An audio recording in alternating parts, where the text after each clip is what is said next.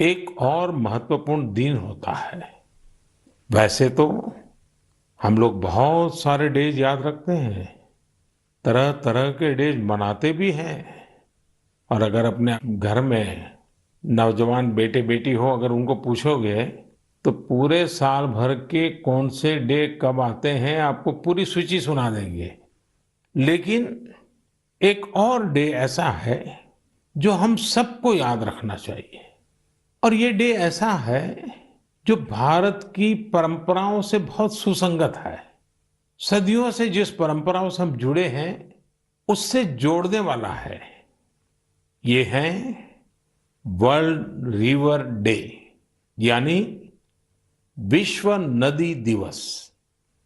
हमारे यहां कहा गया है, पिबन्ति नद्यः स्वयमेव नाम्भः। अर्थात नदियां अपना जल खुद नहीं पीती, बल्कि परोपकार के लिए देती है। हमारे लिए नदियां एक भौतिक वस्तु नहीं है, हमारे लिए नदी एक जीवंत इकाई है। और तभी तो हम नदियों को मां कहते हैं। हमारे कितने ही पर्व हो, त्योहार हो, उत्सव हो, उमंग हो, ये सभी हमारी इन माताओं की गोद में ही तो होते हैं। आप सब जानते ही हैं, माघ का महीना आता है तो हमारे देश में बहुत लोग पूरे एक महीने माँ गंगा या किसी और नदी के किनारे कल्पवास करते हैं। अब तो ये परंपरा नहीं रही, लेकिन पहले के जमाने में तो परंपरा थी कि घर में स्नान करते हैं तो भी नदियों का स्मरण करने की परंपरा आज भले लुप्त हो गई हो या कहीं बहुत अल्प मात्रा में बची हो, लेकिन एक बहुत बड़ी परंपरा थी जो प्रातः में ही स्नान करते समय ही विशाल भारत की एक यात्रा करा देती थी। मानसिक यात्रा, देश के कोने कोने से जुड़ने की प्रेरणा बन जाती थी। और वो क्या था, भारत में स्नान करते समय एक श्लोक बोलने की परंपरा रही है। गंगे च यमुने चैव गोदावरी सरस्वती नर्मदे सिंधु कावेरी जले अस्मिन सन्निधि कुरु। पहले हमारे घरों में परिवार के बड़े ये श्लोक बच्चों को याद करवाते थे और इससे हमारे देश में नदियों को लेकर आस्था भी पैदा होती थी। विशाल भारत का एक मानचित्र मन में अंकित हो जाता था। नदियों के प्रति जुड़ाव बनता था। जिस नदी को मां के रूप में हम जानते हैं, देखते हैं, जीते हैं, उस नदी के प्रति एक आस्था का भाव पैदा होता था। एक संस्कार प्रक्रिया थी। साथियों, जब हमारे देश में नदियों की महिमा पर बात कर रहे हैं तो स्वाभाविक रूप से हर कोई एक प्रश्न उठाएगा, और प्रश्न उठाने का हक भी है और इसका जवाब देना ये हमारी जिम्मेवारी भी है। कोई भी सवाल पूछेगा कि भाई आप नदी के इतने गीत गा रहे हो, नदी को मां कह रहे हो, तो ये नदी प्रदूषित क्यों हो जाती है? हमारे शास्त्रों में तो नदियों में जरा सा प्रदूषण करने को भी गलत बताया गया है और हमारी परंपराएं भी ऐसी रही है। आप तो जानते हैं, हमारे हिंदुस्तान का जो पश्चिमी हिस्सा है, खास करके गुजरात और राजस्थान, वहाँ पानी की बहुत कमी है। कई बार अकाल पड़ता है और इसलिए वहाँ के समाज जीवन में एक नई परंपरा डेवलप हुई है। जैसे गुजरात में बारिश की शुरुआत होती है तो गुजरात में जल जीलनी एकादशी मनाते हैं। मतलब कि आज के युग में हम जिसको कहते हैं कैच द रेन, वो वही बात है कि जल के एक एक बिंदु को अपने में समेटना, जल जीलनी। उसी प्रकार से बारिश के बाद बिहार और पूरब के हिस्सों में छठ का महापर्व मनाया जाता है। मुझे उम्मीद है कि छठ पूजा को देखते हुए नदियों के किनारे घाटों की सफाई और मरम्मत की तैयारी शुरू कर दी गई होगी। हम नदियों की सफाई और उन्हें प्रदूषण से मुक्त करने का काम सबके प्रयास और सबके सहयोग से कर ही सकते हैं। नमामि गंगे मिशन भी आज आगे बढ़ रहा है, तो इसमें सभी लोगों के प्रयास एक प्रकार से जन जागृति, जन आंदोलन, उसकी बहुत बड़ी भूमिका है। साथियों, जब नदी की बात हो रही है, माँ गंगा की बात हो रही है, तो एक और बात की और भी आपका ध्यान आकर्षित करने का मन करता है। बात जब नमामि गंगे की हो रही है, तो जरूर एक बात पर आपका ध्यान गया होगा और हमारे नौजवानों का तो पक्का गया होगा। आजकल एक विशेष ई ऑक्शन, ई नीलामी चल रही है। ये इलेक्ट्रॉनिक नीलामी उन उपहारों की हो रही है जो मुझे समय समय पर लोगों ने दिए हैं। इस नीलामी से जो पैसा आएगा वो नमामि गंगे अभियान के लिए ही समर्पित किया जाता है। आप जिस आत्मीय भावना के साथ मुझे उपहार देते हैं, उसी भावना को ये अभियान और मजबूत करता है। साथियों, देश भर में नदियों को पुनर्जीवित करने के लिए, पानी की स्वच्छता के लिए सरकार और समाज सेवी संगठन निरंतर कुछ न कुछ करते रहते हैं। आज से नहीं, दशकों से ये चलता रहता है। कुछ लोग तो ऐसे कामों के लिए अपने आप को समर्पित कर चुके होते हैं और यही परंपरा, यही प्रयास, यही आस्था हमारी नदियों को बचाए हुए है। और हिंदुस्तान के किसी भी कोने से जब ऐसी खबरें मेरे कान पे आती हैं, ऐसे काम करने वालों के प्रति एक बड़ा आदर का भाव मेरे मन में जगता है और मेरा भी मन करता है कि वो बातें आपको बताऊं। अब देखिए, तमिलनाडु के वेल्लोर और तिरुवन्नामलाई जिले का एक उदाहरण देना चाहता हूं। यहाँ एक नदी बहती है, नागा नदी। अब ये नागा नदी बरसों पहले सूख गई थी। इस वजह से वहां का जलस्तर भी बहुत नीचे चला गया था। लेकिन वहां की महिलाओं ने बीड़ा उठाया कि वो अपनी नदी को पुनर्जीवित करेगी।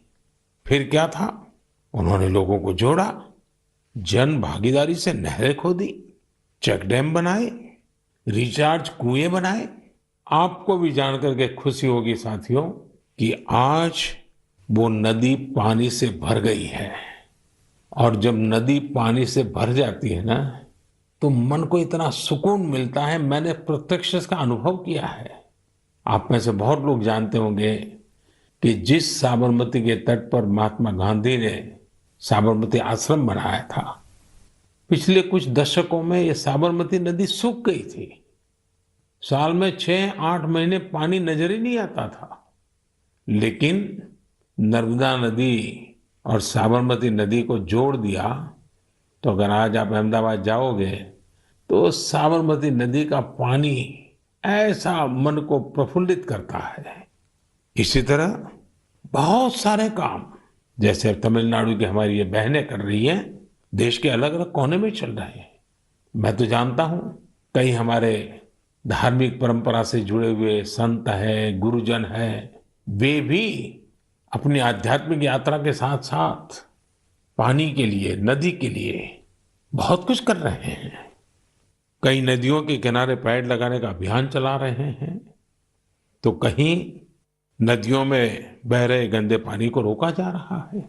साथियों, वर्ल्ड रिवर डे जब आज मना रहे हैं, तो इस काम से समर्पित सबकी मैं सराहना करता हूं, अभिनंदन करता हूं।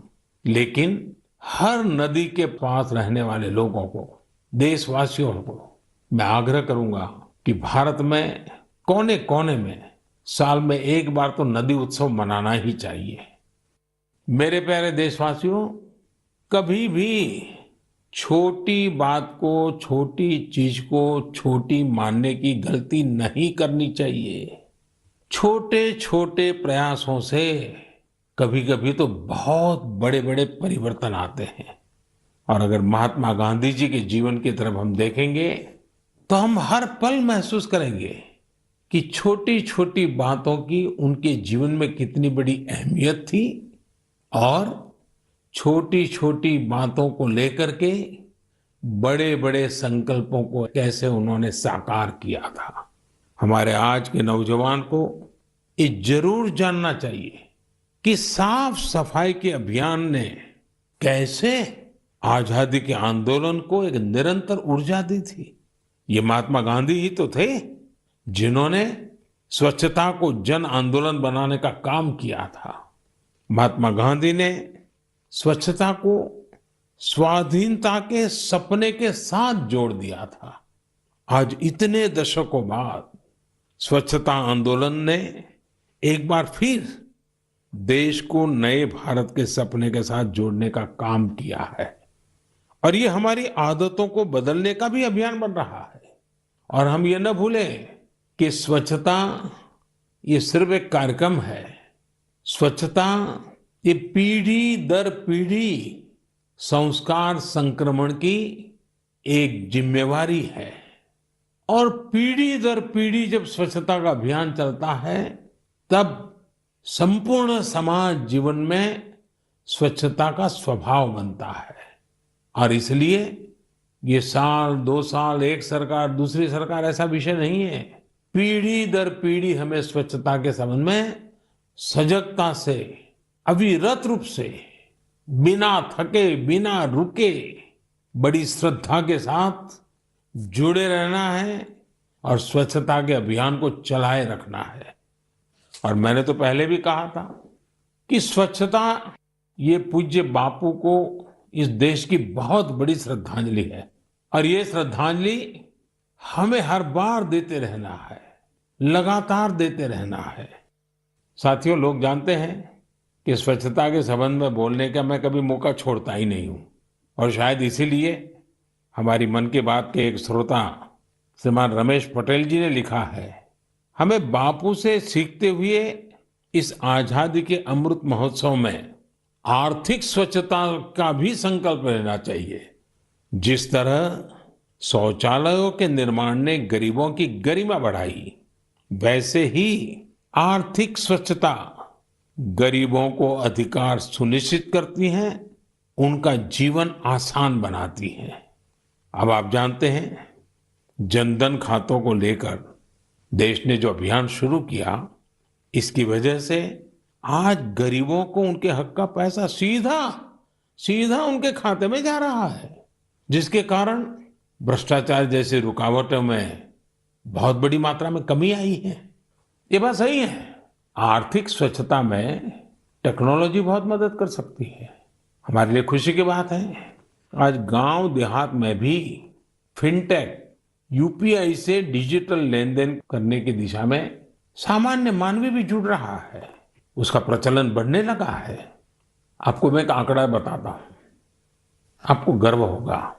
पिछले अगस्त महीने में, एक महीने में यूपीआई से 355 करोड़ ट्रांजैक्शन हुए, यानी करीब करीब 350 करोड़ से ज्यादा ट्रांजैक्शन। यानी हम कह सकते हैं कि अगस्त के महीने में 350 करोड़ से ज्यादा बार डिजिटल लेन देन के लिए यूपीआई का इस्तेमाल किया गया है। आज एवरेज 6 लाख करोड़ रुपए से ज्यादा का डिजिटल पेमेंट यूपीआई से हो रहा है। इससे देश की अर्थव्यवस्था में स्वच्छता, पारदर्शिता आ रही है और हम जानते हैं अब फिनटेक का महत्व बहुत बढ़ रहा है। साथियों, जैसे बापू ने स्वच्छता को स्वाधीनता से जोड़ा था, वैसे ही खादी को आजादी की पहचान बना दिया था। आज आजादी के 75वें साल में हम जब आजादी के अमृत महोत्सव को मना रहे हैं, आज हम संतोष से कह सकते हैं कि आजादी के आंदोलन में जो गौरव खादी को था, आज हमारी युवा पीढ़ी खादी को वो गौरव दे रही है। आज खादी और हैंडलूम का उत्पादन कई गुना बढ़ा है और उसकी मांग भी बढ़ी है। आप भी जानते हैं, ऐसे कई अवसर आए हैं जब दिल्ली के खादी शोरूम में एक दिन में 1 करोड़ रुपए से ज्यादा का कारोबार हुआ है। मैं भी फिर से आपको याद दिलाना चाहूंगा कि 2 अक्टूबर पूज्य बापू की जन्म जयंती पर हम सब फिर से एक बार एक नया रिकॉर्ड बनाएं। आप अपने शहर में जहां भी खादी बिकती हो, हैंडलूम बिकता हो, हैंडीक्राफ्ट बिकता हो, और दिवाली का त्योहार सामने है, त्योहारों के मौसम के लिए खादी, हैंडलूम, कुटीर उद्योग से जुड़ी आपकी हर खरीदारी वोकल फॉर लोकल इस अभियान को मजबूत करने वाली हो, पुराने सारे रिकॉर्ड तोड़ने वाली हो। साथियों, अमृत महोत्सव के इसी कालखंड में देश में आजादी के इतिहास की अनकही गाथाओं को जन जन तक पहुंचाने का एक अभियान भी चल रहा है। और इसके लिए नवोदित लेखकों को, देश के और दुनिया के युवाओं को आह्वान किया गया था। इस अभियान के लिए अब तक 13,000 से ज्यादा लोगों ने अपना रजिस्ट्रेशन किया है, और वो भी 14 अलग अलग भाषाओं में। और मेरे लिए खुशी की बात ये भी है कि 20 से ज्यादा देशों में कई अप्रवासी भारतीयों ने भी इस अभियान से जुड़ने के लिए अपनी इच्छा जताई है। एक और बहुत दिलचस्प जानकारी है, करीब 5,000 से ज्यादा नए नवोदित लेखक आजादी के जंग की कथाओं को खोज रहे हैं। उन्होंने जो अनसंग हीरोज हैं, जो अनामी है, इतिहास के पन्नों पे जिनके नाम नजर नहीं आते हैं, ऐसे अनसंग हीरोज पर, थीम पर, उनके जीवन पर, उन घटनाओं पर कुछ लिखने का बीड़ा उठाया है। यानी देश के युवाओं ने ठान लिया है कि उन स्वतंत्र सेनानियों के इतिहास को भी देश के सामने लाएंगे जिनकी गत 75 वर्ष में कोई चर्चा तक नहीं हुई है। सभी श्रोताओं से मेरा आग्रह है, शिक्षा जगत से जुड़े सबसे मेरा आग्रह है, आप भी युवाओं को प्रेरित करें, आप भी आगे आएं। और मेरा पक्का विश्वास है कि आजादी के अमृत महोत्सव में इतिहास लिखने का काम करने वाले लोग इतिहास बनाने भी वाले हैं। मेरे प्यारे देशवासियों, सियाचिन ग्लेशियर के बारे में हम सभी जानते हैं। वहां की ठंड ऐसी भयानक है जिसमें रहना आम इंसान के बस की बात ही नहीं है। दूर दूर तक बर्फ ही बर्फ, और पेड़ पौधों का तो नामो निशान नहीं है। यहाँ का तापमान -60 डिग्री तक भी जाता है। कुछ ही दिन पहले सियाचिन के इस दुर्गम इलाके में 8 दिव्यांग जनों की टीम ने जो कमाल कर दिखाया है, वो हर देशवासी के लिए गर्व की बात है। इस टीम ने सियाचिन ग्लेशियर की 15,000 फीट से भी ज्यादा की ऊंचाई पर स्थित कुमार पोस्ट पर अपना परचम लहराकर वर्ल्ड रिकॉर्ड बना दिया है। शरीर की चुनौतियों के बावजूद भी हमारे इन दिव्यांगों ने जो कारनामा कर दिखाया है, वो पूरे देश के लिए प्रेरणा है। और जब इस टीम के सदस्यों के बारे में जानेंगे तो आप भी मेरी तरह हिम्मत और हौसले से भर जाएंगे। इन जाबाज दिव्यांगों के नाम हैं महेश नेहरा, उत्तराखंड के अक्षत रावत, महाराष्ट्र के पुष्पक गवांडे, हरियाणा के अजय कुमार, लद्दाख के लोब्सांग चोस्पेल, तमिलनाडु के मेजर द्वारकेश, जम्मू कश्मीर के इरफान अहमद मीर और हिमाचल प्रदेश की चोंजिन एंगमो। सियाचिन ग्लेशियर को फतह करने का यह ऑपरेशन भारतीय सेना के विशेष बलों के वेटरन्स की वजह से सफल हुआ है। मैं इस ऐतिहासिक और अभूतपूर्व उपलब्धि के लिए इस टीम की सराहना करता हूं। यह हमारे देशवासियों के can do culture, can do determination, can do attitude के साथ हर चुनौती से निपटने की भावना को भी प्रकट करता है।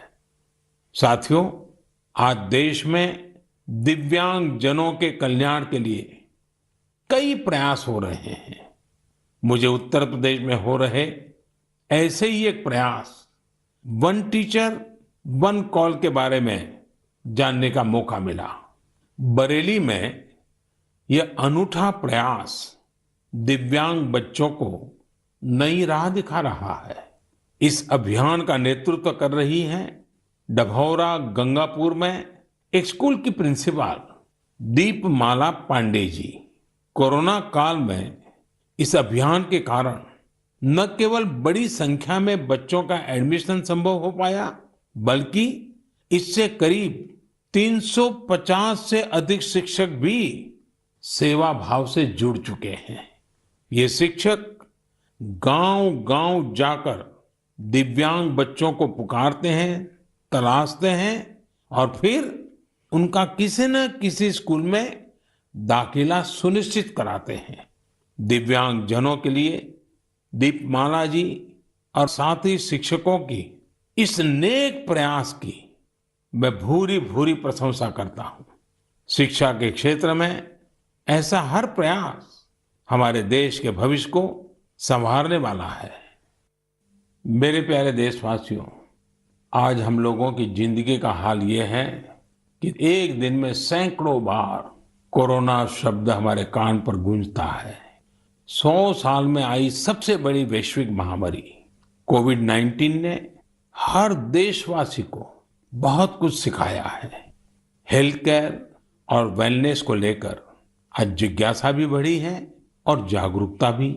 हमारे देश में पारंपरिक रूप से ऐसे नेचुरल प्रोडक्ट्स प्रचुर मात्रा में उपलब्ध हैं जो वेलनेस यानी सेहत के लिए बहुत फायदेमंद है। ओडिशा के कालाहांडी के नांदोल में रहने वाले पतायत साहू जी इस क्षेत्र में बरसों से एक अनोखा कार्य कर रहे हैं। उन्होंने 1.5 एकड़ जमीन पर मेडिसिनल प्लांट लगाए हैं। यही नहीं, साहू जी ने इन मेडिसिनल प्लांट्स को डॉक्यूमेंटेशन भी किया है।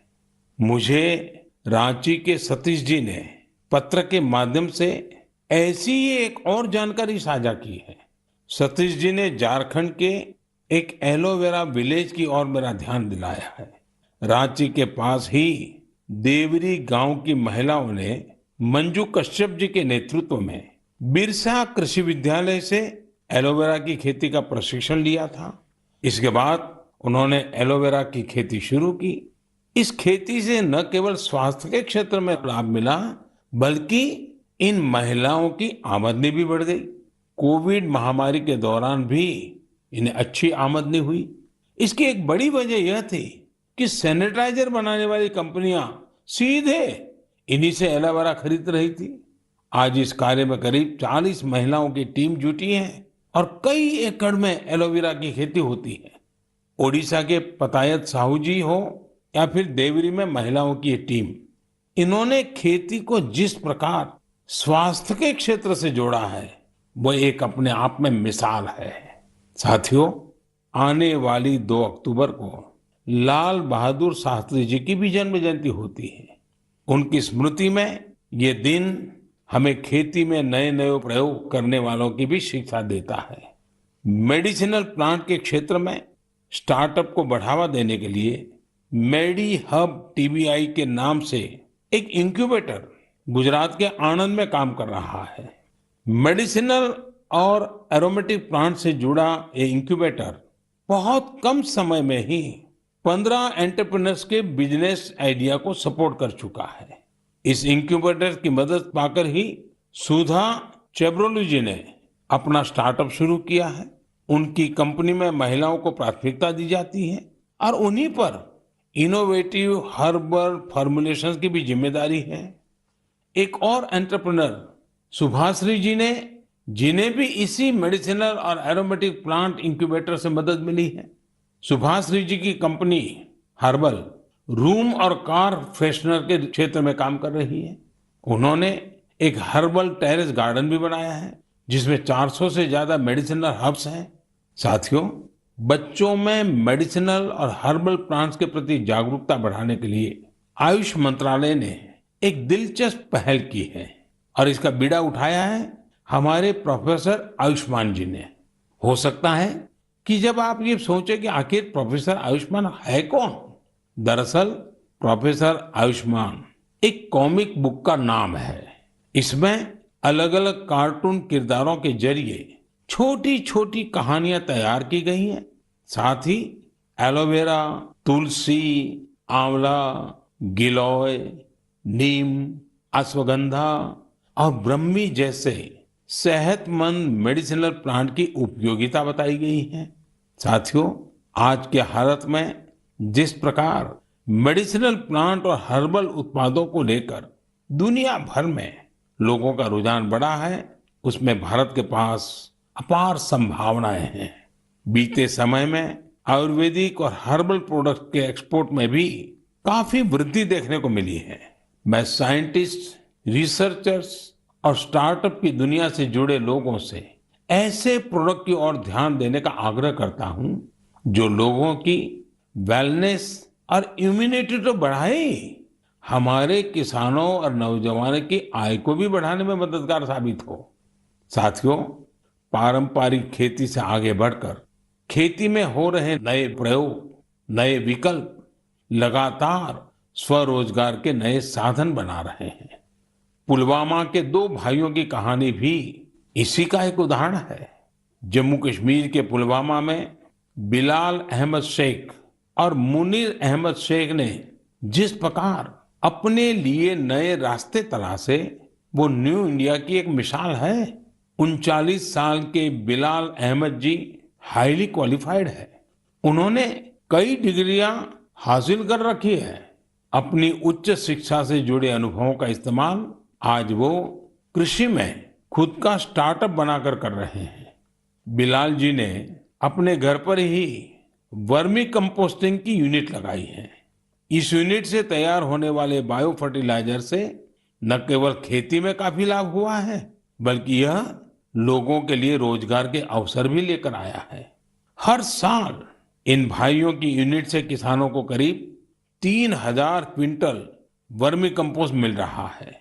आज उनकी इस वर्मी कंपोस्टिंग यूनिट में 15 लोग काम भी कर रहे हैं। उनकी इस यूनिट को देखने के लिए बड़ी संख्या में लोग पहुंच रहे हैं और उनमें ज्यादातर ऐसे युवा होते हैं जो कृषि क्षेत्र में कुछ करना चाहते हैं। पुलवामा के शेख भाइयों ने जॉब सीकर बनने की जगह जॉब क्रिएटर बनने का संकल्प लिया और आज वो जम्मू कश्मीर ही नहीं बल्कि देश भर के लोगों को नई राह दिखा रहे हैं। मेरे प्यारे देशवासियों, 25 सितंबर को देश की महान संतान पंडित दीनदयाल उपाध्याय जी की जन्म जयंती होती है। दीनदयाल जी पिछली सदी के सबसे बड़े विचारकों में से एक है। उनका अर्थदर्शन, समाज के सशक्त करने के लिए उनकी नीतियां, उनका दिखाया अंत्योदय का मार्ग आज भी जितना प्रासंगिक है उतना ही प्रेरणादायी भी है। 3 साल पहले 25 सितंबर को उनकी जन्म जयंती पर ही दुनिया की सबसे बड़ी health assurance scheme Ayushman Bharat योजना लागू की गई थी। आज देश के 2-2.25 करोड़ से अधिक गरीबों को आयुष्मान भारत योजना के तहत अस्पताल में 5 लाख रुपए तक का मुफ्त इलाज मिल चुका है।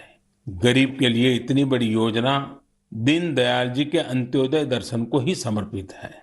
आज के युवा अगर उनके मूल्यों और आदर्शों को अपने जीवन में उतारे तो ये उनके बहुत काम आ सकता है। एक बार लखनऊ में दीनदयाल जी ने कहा था, कितनी अच्छी अच्छी चीजें, अच्छे अच्छे गुण हैं, ये सब हमें समाज से ही तो प्राप्त होते हैं। हमें समाज का कर्ज चुकाना है, इस तरह का विचार करना ही चाहिए। यानी दीनदयाल जी ने सीख दी कि हम समाज से, देश से इतना कुछ लेते हैं, जो कुछ भी है वो देश की वजह से ही तो है। इसलिए देश के प्रति अपना ऋण कैसे चुकाएंगे, इस बारे में सोचना चाहिए। ये आज के युवाओं के लिए बहुत बड़ा संदेश है। साथियों, दीनदयाल जी के जीवन से हमें कभी हार न मानने की भी सीख मिलती है। विपरीत राजनीतिक और वैचारिक परिस्थितियों के बावजूद भारत के विकास के लिए स्वदेशी मॉडल के विजन से वे कभी डिगे नहीं। आज बहुत सारे युवा बने बनाए रास्तों से अलग होकर आगे बढ़ना चाहते हैं। वे चीजों को अपनी तरह से करना चाहते हैं। दीनदयाल जी के जीवन से उन्हें काफी मदद मिल सकती है। इसलिए युवाओं से मेरा आग्रह है कि उनके बारे में जरूर जानें। मेरे प्यारे देशवासियों, हमने आज बहुत से विषयों पर चर्चा की।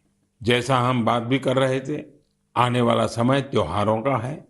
पूरा देश मर्यादा पुरुषोत्तम श्री राम की असत्य पर विजय का पर्व भी मनाने वाला है। लेकिन इस उत्सव में हमें एक और लड़ाई के बारे में याद रखना है, वो है देश की कोरोना से लड़ाई। टीम इंडिया इस लड़ाई में रोज नए रिकॉर्ड बना रही है। वैक्सीनेशन में देश ने कई ऐसे रिकॉर्ड बनाए हैं जिसकी चर्चा पूरी दुनिया में हो रही है। इस लड़ाई में हर भारतवासी की अहम भूमिका है। हमें अपनी बारी आने पर वैक्सीन तो लगवानी ही है, पर इस बात का भी ध्यान रखना है कि कोई इस सुरक्षा चक्र से छूट न जाए। अपने आसपास जिसे वैक्सीन नहीं लगी है, उसे भी वैक्सीन सेंटर तक ले जाना है। वैक्सीन लगने के बाद भी जरूरी प्रोटोकॉल का पालन करना है। मुझे उम्मीद है इस लड़ाई में एक बार फिर टीम इंडिया अपना परचम लहराएगी। हम अगली बार कुछ और विषयों पर मन की बात करेंगे। आप सभी को, हर देशवासी को त्योहारों की बहुत बहुत शुभकामनाएं। धन्यवाद।